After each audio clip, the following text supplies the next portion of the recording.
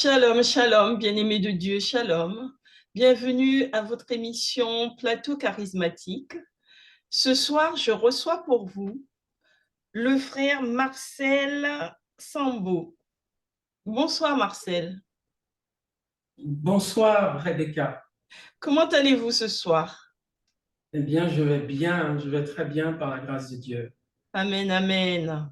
Donc ce soir, vous venez nous parler d'Israël. Oui, tout à fait. Amen. Eh bien, nous allons prier pour nous mettre en communion avec l'Esprit de Dieu avant de commencer à parler. Amen.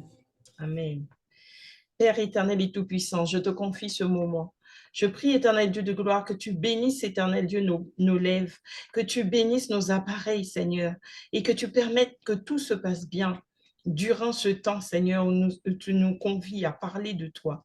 Je prie encore, Seigneur, que tous ceux qui regarderont cette émission reçoivent quelque chose de toi, qu'ils soient touchés, Seigneur, et qu'ils puissent, éternel, transmettre aussi cette parole à tous ceux qui sont autour d'eux. Béni sois-tu, Seigneur, pour tout ce que tu fais pour nous ce soir et pour tout ce que tu feras encore. Que toute la gloire te soit rendue. Au nom de Jésus, j'ai ainsi prié. Amen. Amen. Amen. Alors, je vous laisse la parole. Amen.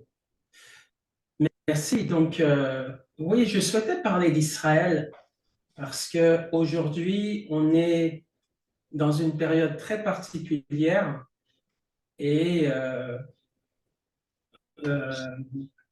il est possible qu'on ait un enseignement ou une vision concernant Israël qui ne soit pas forcément conforme ou en adéquation avec ce que dit la parole, parce qu'on sait qu'Israël, comment dirais-je, et quand on dit Israël, on dit les Juifs, évidemment.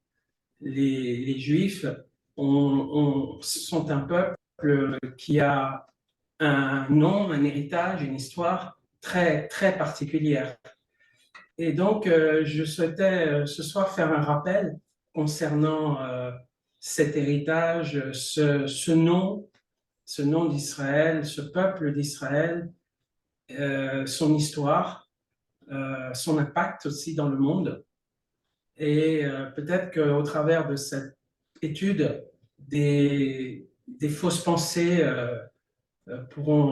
pourraient tomber aussi, hein, parce que je pense qu'il y a pas mal de choses qui ne sont pas tout à fait exactes concernant la connaissance qu'ont les chrétiens d'Israël, de son histoire, de son passé et surtout de son avenir. Mhm. Donc, je voudrais tout au début, donc pour démarrer, donc dire déjà ce que veut dire le nom Israël et pourquoi, d'où vient ce nom d'Israël sur le plan biblique, évidemment. En fait, on se rappelle que Abraham a eu un fils qui s'appelle Isaac et que Dieu, au travers d'Isaac, au travers d'Abraham et donc d'Isaac, Dieu a promis qu'il allait bénir toutes les nations, voilà, au travers d'Isaac. Et Isaac a eu un fils, il en a même eu deux, Ésaü et Jacob. Et c'est Jacob, en fait, euh, dont Dieu va changer le nom et va lui donner le nom d'Israël. Mhm. Et Israël qui veut dire, entre autres, celui qui lutte victorieusement avec Dieu. Ça veut dire aussi Dieu est fort. Ça a ce sens aussi en hébreu. Et lors d'un épisode très particulier, Jacob lutte à un moment donné avec l'ange de l'Éternel. On sait que l'ange de l'Éternel dans la Bible, c'est une manifestation dans l'Ancien Testament du Seigneur Jésus-Christ avant son incarnation. Et il lutte ainsi avec Dieu. Probablement, c'est son âme qui lutte. C'est-à-dire, il lutte entre la chair et l'esprit. Il lutte pour être béni, mais pour être béni, il faut qu'il renonce à lui-même. Et c'est là qu'il dira dans cette lutte que son âme a été sauvée. Jacob dira, mon âme a été sauvée. Et je pense probablement que ça a été une lutte spirituelle autant que physique. Physiquement, il voulait une bénédiction, donc il ne voulait pas lâcher l'ange avant que l'ange ne le bénisse en prospérité, mais donc il y avait une lutte réelle, physique, mais il y avait surtout une lutte au niveau de son âme, parce qu'il faut se rappeler que Jacob aimait les choses de Dieu, mais Jacob aussi a triché pour avoir son droit d'aînesse et pour voler la bénédiction d'Ésaü. Il a menti, il a triché. Donc il a fallu aussi qu'il lutte par rapport à une partie de son âme qui, je qualifierais de charnelle, et qu'il renonce à cette partie charnelle de son âme pour recevoir pleinement l'approbation de Dieu et pour avoir la foi finalement en Dieu qui pardonne son péché et sa nature pécheresse. Donc ça a été une lutte très forte, très, très, très difficile, et il est dit qu'il a été vainqueur au terme de cette lutte.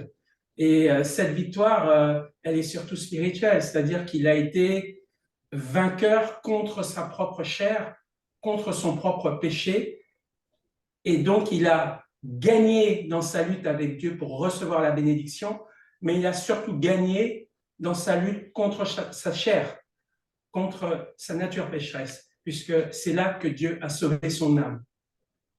Donc ça, c'est l'origine. Et donc Dieu ne l'a plus appelé Jacob, Dieu l'a appelé Israël. Et on verra que dans la vie de Jacob, au fur et à mesure de ses péripéties bibliques, souvent lorsqu'il a une attitude plus ou moins charnelle, le texte biblique l'appelle Jacob, l'usurpateur. Et lorsqu'il a une face un peu plus spirituelle, un peu plus dans l'esprit, on l'appelle Israël. Donc il aura d'ailleurs dans sa vie toujours un combat entre la chair et l'esprit en lui. Est-ce que c'est pas un peu notre nature à nous aussi, à savoir que lorsque l'homme est dans le service de Dieu, quand on est serviteur ou servante de l'Éternel, on est appelé d'une certaine manière, mais quand on est nous-mêmes dans notre propre nature pécheresse, on a une autre identité, on n'est plus le serviteur. On est tous, hein, moi je pense que jusqu'à notre mort ou jusqu'à notre enlèvement auprès du Seigneur, on est tous en lutte, hein. On est tous en lutte entre la chair et l'esprit, hein. Et Paul disait d'ailleurs, je vois en moi cette nature qui lutte contre la loi de mon entendement.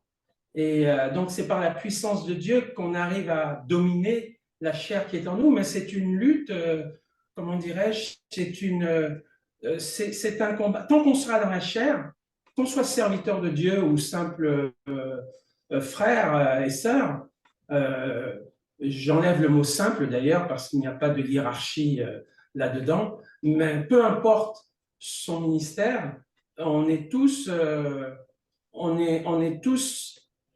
sujettes à constamment chercher à marcher par l'esprit. Ce n'est pas quelque chose d'automatique. C'est un effort de notre part, un effort de foi, de combat et aussi de prise de décision pour rester dans l'esprit, hein. Donc, ce que Jacob a vécu, bien sûr, nous tous, nous le vivons au quotidien. D'accord. Alors, l'origine donc d'Israël, en fait, est intimement liée à la chute de l'homme et à son rachat par le salut qui est en Jésus-Christ. On sait que dans Genèse chapitre 3, Dieu dit à Ève, je mettrai inimitié, Dieu dit pardon au serpent qui a séduit Ève, je mettrai inimitié entre toi et la femme, entre ton lignage et son lignage, celui-ci t'écrasera la tête et tu lui blesseras le talon. Et Adam va donner à sa femme le nom d'Ève. C'est un nom vraiment de foi, hein. parce qu'ils sont condamnés à mort à cause de leur péché, et pourtant Adam va donner le nom de Ève, c'est-à-dire la mère de tous les vivants. Il va donner ce nom à sa femme parce que Dieu va leur inculquer cette foi que malgré leur mort spirituelle, Dieu a un plan de salut pour l'humanité, pour que de morts spirituelles et physiques qu'ils sont, ils puissent être réconciliés avec Dieu et donner naissance à des êtres, à un lignage qui va être réconcilié avec Dieu. En tout cas, pour ceux dans ce lignage qui vont croire. Donc, ces versets inaugurent la chute de l'humanité, certes, mais l'intention de Dieu d'y apporter une solution par un plan de salut. Alors, on va voir pourquoi Israël est lié finalement à ça. En fait, Dieu préfigure et prophétise d'une certaine manière la défaite annoncée du diable et le salut de l'homme déchu par le principe, et ça c'est très important, le principe du sacrifice du sang versé en tuant un animal pour revêtir Adam et Ève.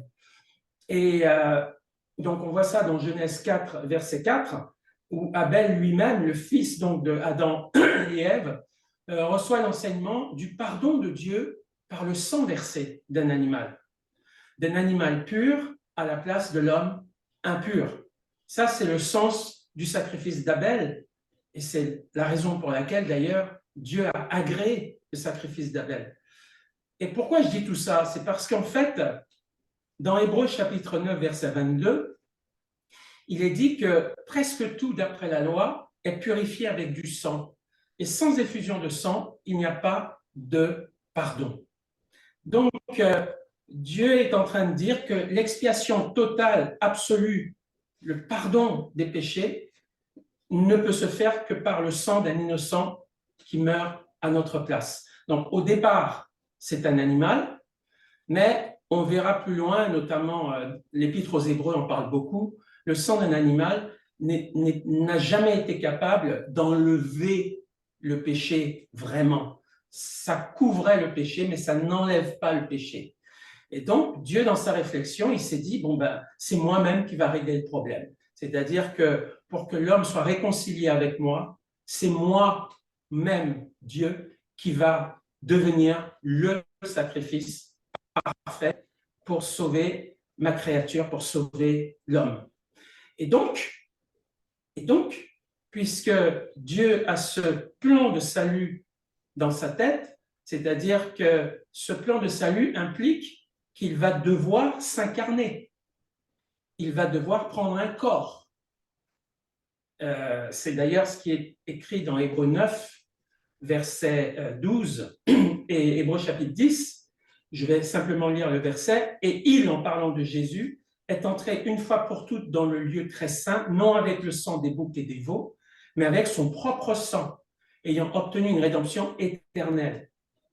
Car il est impossible que le sang des taureaux et des boucs ôte les péchés. C'est pourquoi Christ entrant dans le monde dit « Tu m'as formé un corps ». C'est en vertu de cette volonté que nous sommes sanctifiés par l'offrande du corps de Jésus-Christ une fois pour toutes. Alors, en quoi Israël est-il concerné donc par le salut des hommes?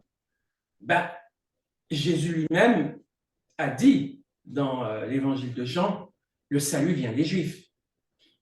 Alors, en quoi Israël est concerné par ça? Eh bien, tout simplement parce que Dieu donc a décidé de s'incarner pour devenir lui-même le sacrifice vivant pour nos péchés. C'est pour ça d'ailleurs que Jean-Baptiste, quand il voit Jésus, qui est Dieu manifesté en chair, quand il voit Jésus venir à lui, il dira « Voici l'agneau de Dieu qui enlève le péché du monde ». Donc, Dieu doit s'incarner, et donc, Dieu doit s'incarner au travers d'une famille, au travers d'un peuple, au travers d'une nation.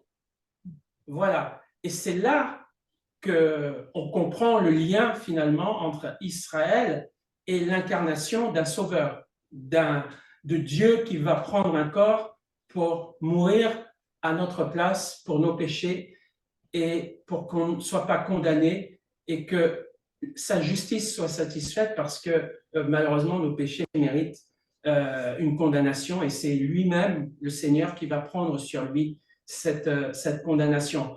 Donc, Dieu a besoin d'une famille, Dieu a besoin, pour naître, il a besoin de naître au travers d'une famille, au travers d'un peuple, au travers d'une nation.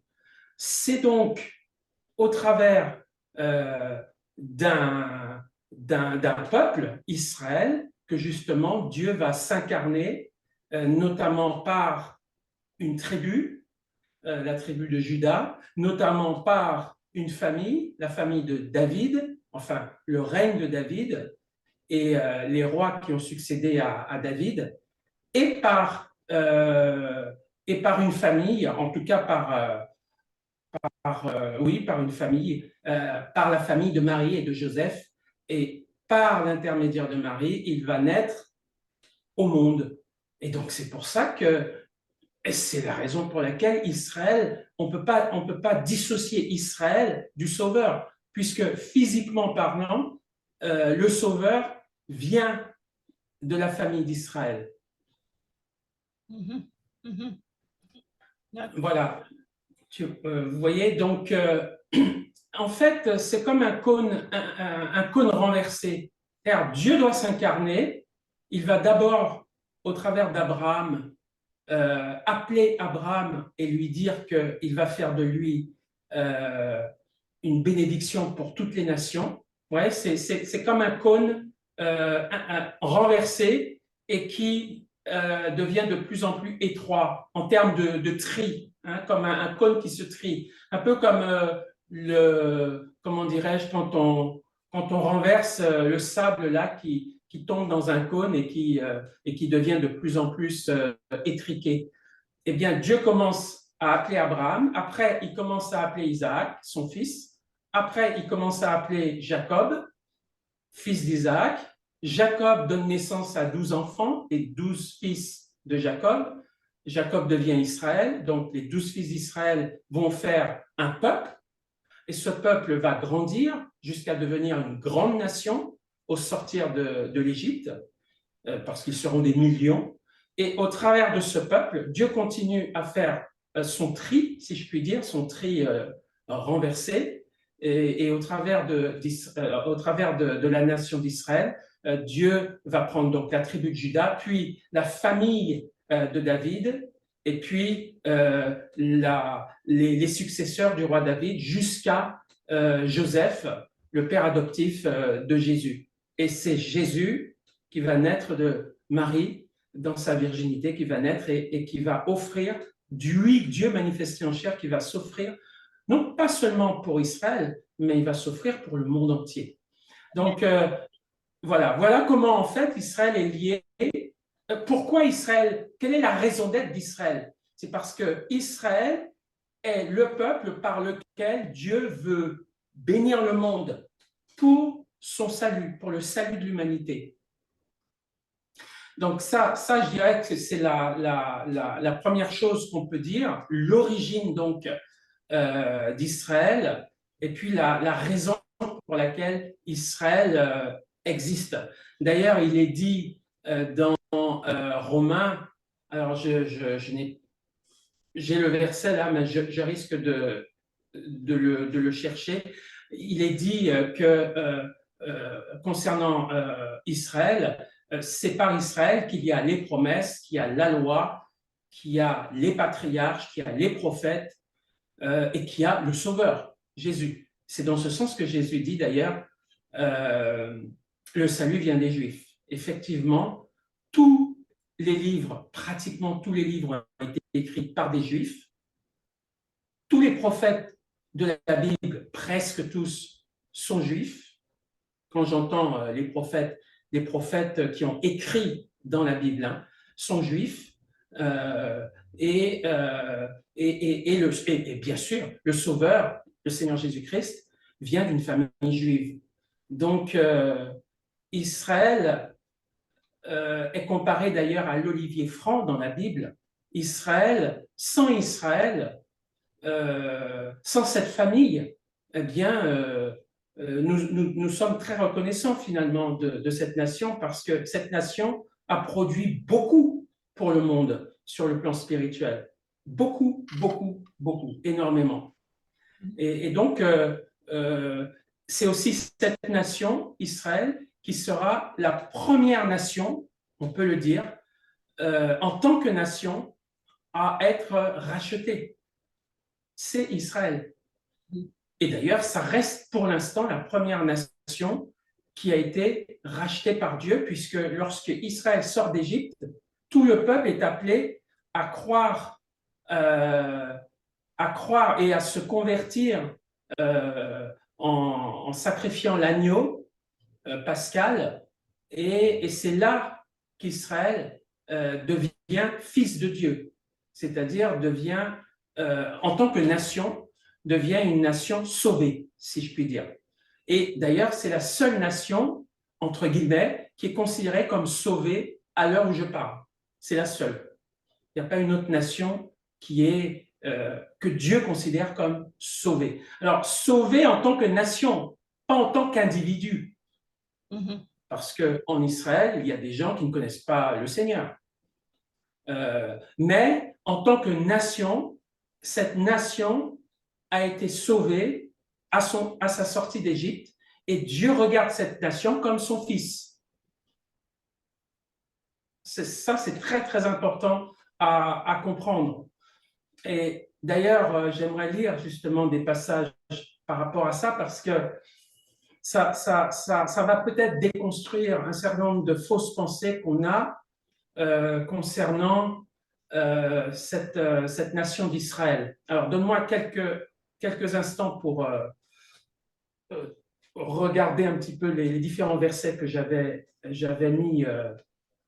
mis en exergue par rapport à ça. Donc, Israël, en fait, comment dirais-je, Israël, premièrement, reçoit la promesse d'une terre. Mais avant cela, Israël est sauvé. Je l'ai dit tout à l'heure. Dieu promet une terre à Israël, et on peut le voir notamment dans le livre de la Genèse, au chapitre 15, au chapitre 28. Voilà, Dieu promet une terre réelle, physique pour Israël. Ça, c'est son histoire, hein, l'histoire d'Israël. Israël va habiter cette terre pendant de nombreuses années. Israël va établir la royauté sur cette terre avec tous ces rois d'Israël que nous connaissons tous, en passant par Saül, par David, par Salomon, et puis les successeurs de Salomon. Israël va être divisé en deux royaumes. Israël, malheureusement, va s'éloigner de Dieu et subir plusieurs déportations, notamment par les Assyriens et les Babyloniens. Puis Israël va revenir sur ses terres, mais va rester assujetti à des rois païens. C'est ce qu'on a vu lorsqu'ils étaient à Rome. Ils étaient assujettis aux Romains. Ils étaient assujettis aussi aux Mèdes et aux Perses. Quand ils sont revenus sous l'époque de Zorobabel et de Esdras pour reconstruire le temple et pour rebâtir les murs de Jérusalem, ils étaient dominés par des rois païens. Certes, ils étaient revenus dans leur terre, mais ils étaient dominés par des rois païens. Tout cela à cause de leur péché. Et puis, à nouveau, ils vont être en déportation jusqu'en 1948, où ils vont revenir par l'entremise de l'ONU, ils vont revenir sur leur terre. Ce qui avait été prophétisé, évidemment, dans la parole. Maintenant, on peut dire qu'Israël est revenu sur ses terres et que c'est une nation indépendante, mais c'est quand même une nation qui n'a plus la mainmise spirituelle sur le monde. C'est pourquoi aujourd'hui, d'ailleurs, on appelle cette période dans laquelle on l'appelle la période de l'Église, mais par rapport à Israël, on appelle ça le temps des nations. Israël ne domine pas. Ce sont les nations qui dominent pour l'instant, mais c'est provisoire. Et puis Israël, enfin, après avoir rejeté Jésus, leur sauveur, il y a 2000 ans, la partie d'Israël qui sera sur terre au retour de Jésus, Israël va se convertir. Cet Israël-là qui sera sur terre quand Jésus va revenir, en tout cas, un tiers d'entre eux va se convertir à Jésus. Donc voilà l'histoire prophétique, passée, présente et prophétique de Israël. Donc Israël va se tourner vers Jésus pour prendre possession de sa terre, et Israël va reprendre, entre guillemets, sa suprématie aux côtés de l'Église d'ailleurs. Israël va reprendre sa suprématie sur terre. Voilà. Donc ces choses-là sont très controversées, je sais, parce que beaucoup pensent que par exemple, l'Église a remplacé Israël, ce qui est complètement faux. L'Église n'a pas remplacé Israël. L'Église est une parenthèse dans le plan de Dieu, mais ce que Dieu a promis à Israël, il va l'accomplir. Il va l'accomplir. Et qu'est-ce que Dieu a promis à Israël? Dieu a promis une terre à Israël, et Dieu a même prophétisé la résurrection des Juifs convertis de l'Ancien Testament. Il a prophétisé leur retour, leur résurrection, pour revivre et habiter en Israël. C'est Ézéchiel chapitre 40, Ézéchiel chapitre 40 à chapitre 48. Donc, tous les Juifs de l'Ancien Testament convertis à Dieu ressuscitent pour entrer en Israël au retour de notre Seigneur Jésus-Christ. C'est un petit peu l'équivalent de l'enlèvement de l'Église. Pour nous, ceux qui appartiennent à Christ et qui ont mis leur foi en Christ pendant cette période de l'Église, Israël aura une espèce de... c'est pas un enlèvement, parce que c'est pas sous cette forme-là que ça va se faire, mais c'est une résurrection réelle, physique, des Juifs de l'Ancien Testament. C'est les fameux os d'Ézéchiel qui revivent. En fait, c'est la résurrection passée d'Israël et la conversion, au moment donc du retour de Jésus, des Juifs à Christ qui vont le recevoir et l'accueillir comme leur roi, enfin comme leur Messie qu'ils avaient renié. Donc ça ressemble un peu finalement au cheminement de l'Église, puisque les morts ressuscitent en Christ et nous les vivants, les morts et les vivants en Christ se rejoignent pour être auprès du Seigneur. Eh bien, Israël, c'est différent, mais c'est une réunion entre les Juifs morts de l'Ancien Testament qui ressuscitent et les Juifs vivants pendant la période de la Grande Tribulation et à la fin de cette période de Grande Tribulation où ils sont persécutés par l'Antichrist. Ils crient littéralement, ils crient à Dieu pour une délivrance, et c'est là que le Seigneur descend pour délivrer ceux qui sont restés vivants et qui vont se tourner vers lui. Et donc ces gens-là, ces Juifs-là, à la fin de la Grande Tribulation, vont se réunir avec les Juifs morts de l'Ancien Testament pour revenir régner sur Israël. Amen. Voilà, donc qu'est-ce qu'on peut dire en fait? On peut dire que un élément très important, c'est que Dieu a dit à Abraham, Dieu a dit à Isaac, Dieu a dit à Jacob, je bénirai ceux qui te béniront et je maudirai ceux qui te maudiront. C'est une parole très forte.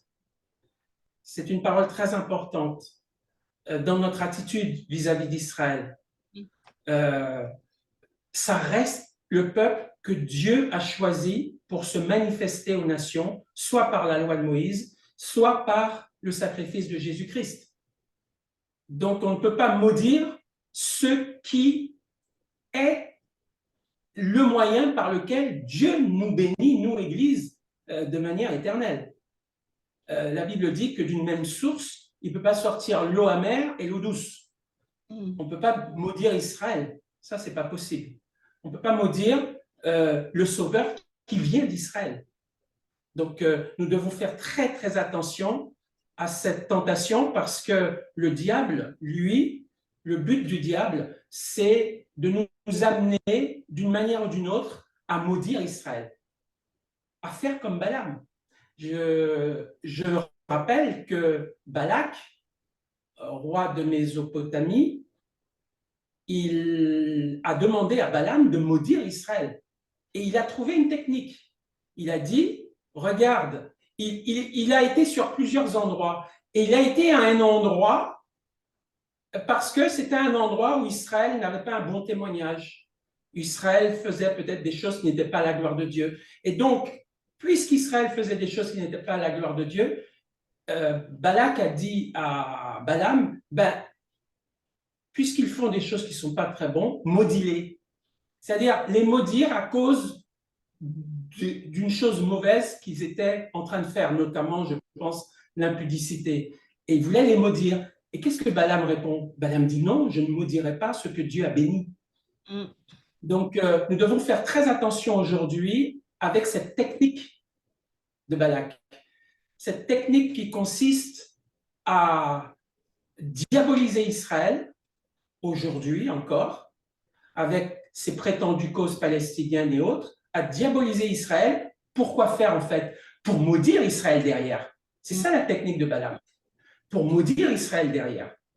Donc, faisons attention de ne pas tomber dans ce piège. L'Église n'a pas remplacé Israël. On le voit très clairement dans la lettre aux Romains, dans l'épître aux Romains. Alors, si j'arrive à trouver le passage, parce que j'avais tout noté en fait, mais comme je n'ai pas bien regardé les passages en même temps, mais c'est dans Romains chapitre 11.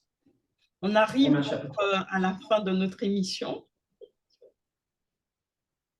On arrive donc à la fin, il nous reste 4 minutes pour conclure. OK. Alors, je voulais juste dire, la Bible dit que je ne veux pas, frère, que vous ignoriez ce mystère afin que vous ne regardiez point comme sages. C'est qu'une partie d'Israël est tombée dans l'endurcissement jusqu'à ce que la totalité des païens soit entrée, et ainsi tout Israël sera sauvé. Et ce sera mon alliance avec eux lorsque j'ôterai leurs péchés. Voilà pour dire que Dieu n'en a pas fini à Israël, et le sort qui est réservé à Israël, c'est un sort béni. C'est un sort de bénédiction et non de malédiction. Voilà. Eh bien, on va prier peut-être, si on peut prier un peu pour ceux qui nous suivent. OK. Afin que la bénédiction de Dieu descende sur eux. Amen. Amen. Amen. Ouais, Seigneur, oui, vraiment, Saint-Esprit, je te remercie parce que, oui, les promesses, le Sauveur, la parole, les patriarches, les alliances, c'est par Israël, Seigneur, que tu nous as envoyé toutes ces choses. Et Seigneur, merci parce que nous continuons de bénir cette nation, Seigneur, parce que nous savons aussi que l'entrée dans le royaume, dans ce millénium des nations, va dépendre aussi de leur attitude vis-à-vis de ce peuple d'Israël. Alors, Seigneur, nous voulons les bénir.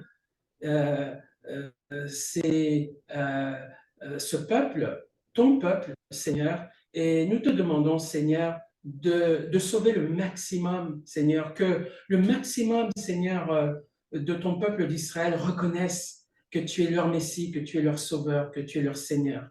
Et que ton Église, Seigneur, soit reconnaissante pour ce peuple qui a été et qui est toujours une source de bénédiction pour l'Église. Et que nous soyons, Seigneur, des grands frères, et que nous soyons, Seigneur, des personnes qui bénissent le peuple d'Israël. De toute façon, Seigneur, tu nous as appelés à bénir et non à maudire. Et ceci est valable pour Israël, mais aussi pour le monde entier. Nous sommes une source de bénédiction, Père éternel. Je prie aussi, Seigneur, que tu touches les cœurs, Seigneur, qui sont peut-être entrés dans la séduction et dans le jugement vis-à-vis de ton peuple d'Israël, que vraiment tu les touches afin qu'ils puissent être transformés, renouvelés par ta parole et qu'ils bénissent celui par lequel tu nous as bénis, c'est-à-dire Israël. Je te le demande, Père, au nom de Jésus-Christ. Amen. Amen, amen, amen. Eh bien, je vous remercie, frère Marcel, pour ce bel enseignement qui, je pense, va bénir plus d'un. Et on a été vraiment enrichis ce soir. Vraiment, merci. Et je remercie aussi tous les téléspectateurs de nous avoir suivis, tous ceux qui nous suivront encore. Je vous remercie et je vous exhorte, comme à l'accoutumée, à faire connaître le plateau charismatique, à faire passer les émissions, à nous faire connaître et surtout à laisser des commentaires. Vous avez du mal à laisser des commentaires. Je vous invite à commenter les émissions, poser des questions, laisser vos impressions. N'hésitez pas à écrire, à mettre un mot. Ça pourrait nous toucher, ça pourrait nous faire plaisir et aussi ça encourage dans ce travail que nous avons commencé pour le Seigneur. Merci à tous. À bientôt. À bientôt, frère Marcel. À bientôt, Rebecca. Amen.